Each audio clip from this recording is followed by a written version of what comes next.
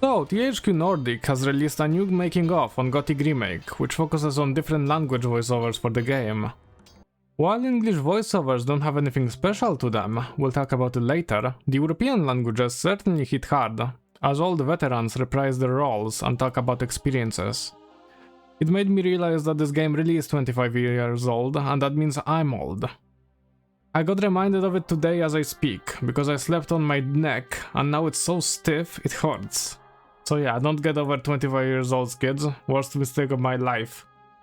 That said, with each of those voiceovers there's also in-game footage to compare around.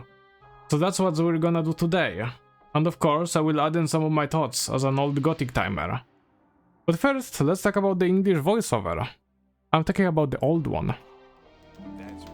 Is that a threat? On the contrary, it's an offer of friendship. Because to explain it a bit, we need to have to tell some facts straight. And that was the English dubbing of the original Gothics was of questionable quality. Hey man, I'm Fisk. I trade goods of all kinds. It was a time where voicing in video games wasn't as professional as it is today, especially for some cheap European company to get it done. You could imagine the cost and care that was lost. Sounds like a difficult business. How much is in it for me? At some point, Diego will ask me if you're suitable for us. Just guess what my answer will depend on. Sounds like a tricky job. What's in it for me? Some point, Diego will ask me what I think of you. Take a guess what my answer's gonna depend on. So the English dubbing is practically remade from scratch here, but it's the other voiceovers that are so interesting. Polish, Russian and German dubbings are very iconic and made with great passion in those countries. Combine that with how the aesthetics really fit those countries, you could guess that they were received incredibly well. But with that said, let's talk about the gigantic amount of gameplay footage that was shown and check them out. Keep silent. Right, send him in.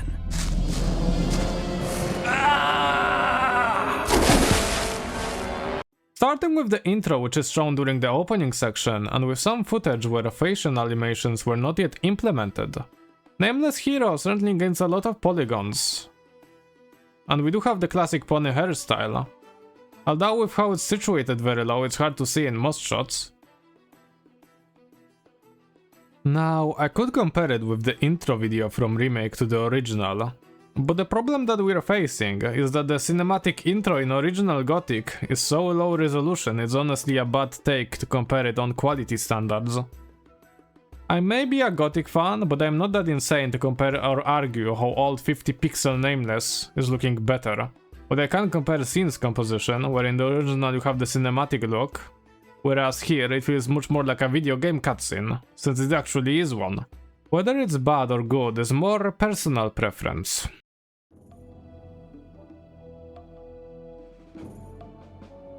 There's lots of new shots of interiors and important places in Old Camp, so we're gonna start with this side from the main gate of the castle. It not only looks very faithful, but also even has this barrel. Why is this barrel interesting? Well, because in original Gothic you could have a unique interaction with it, where Nameless hero could go inside. It could be a remnant of a hiding mechanic, but there was no need for it anywhere. So it could have been related to a scrapped quest where someone else would be hiding in it. Going from the interior, we're actually taking a look outside. The old camp's main gate was always a unique design, as was the whole outer walls. I could imagine it was built by the convicts themselves after they killed all the guards.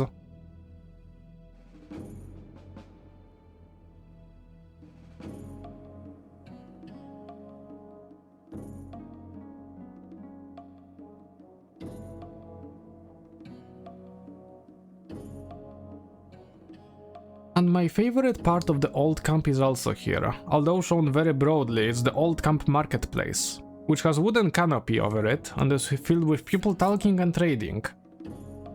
And which is the right path? The path of the sleeper. This is one of the most liveliest places in the old camp, where you could find traders from other camps and start their quests. Anything, you're in the right place here.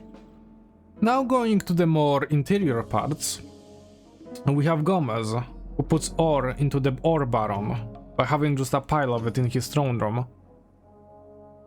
There's also the addition of stained glass behind the throne, which could be actually pretty dangerous depending on where his throne room is located.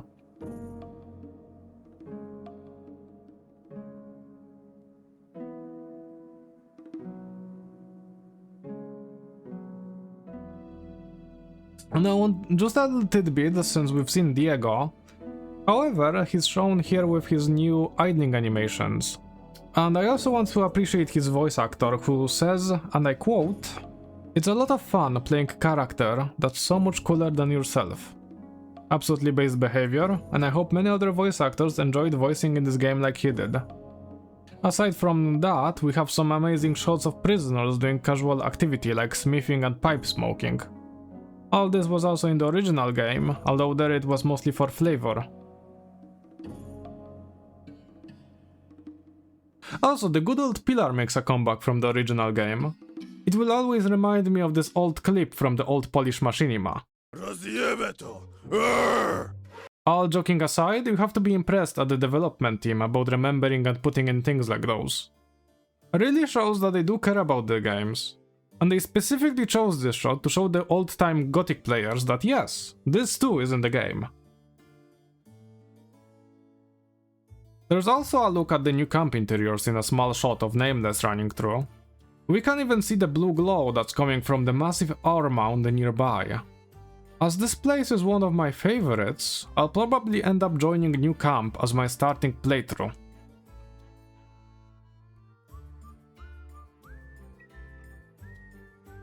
And here is also the new Camp Tavern, located on an islet, if you can call it that.